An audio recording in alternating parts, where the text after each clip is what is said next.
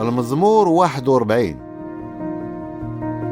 سعدات هذاك اللي كيشوف من حال المسكين، راه في نهار المحنة الرب غينجيه.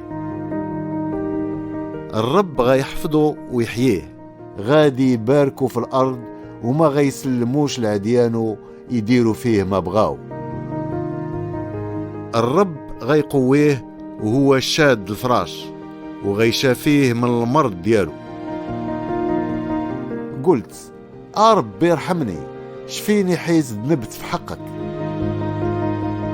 عدياني كيتكلموا عليا بالشر وكيقولوا وقتاش غيموت وتفنى سميتو. إلا جا شي واحد باش يشوفني كيتكلم وكينافقني، قلبه غير كيجمع في الشر وغير كيخرج على برا كيهضر فيا. قاع عدياني كيوشوشوا مع بعضياتهم ضدي وكيخططوا باش يأديوني. كيقولوا راه جا واحد المرض خايب، راه شد الفراش وما غيعاودش ينوض.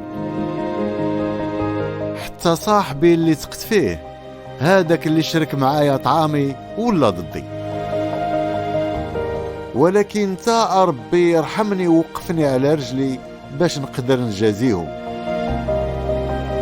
بهذا الشيء غنعرف باللي انت راضي عليا، ملي العدو ديالي ما يفرحش حيت ما غلبنيش. اما انا راه على حساب نيتي عاونتيني وخليتيني ثابت قدامك على الدوام. يتبارك الرب إله إسرائيل من ديما وعلى الدوام. آمين وآمين.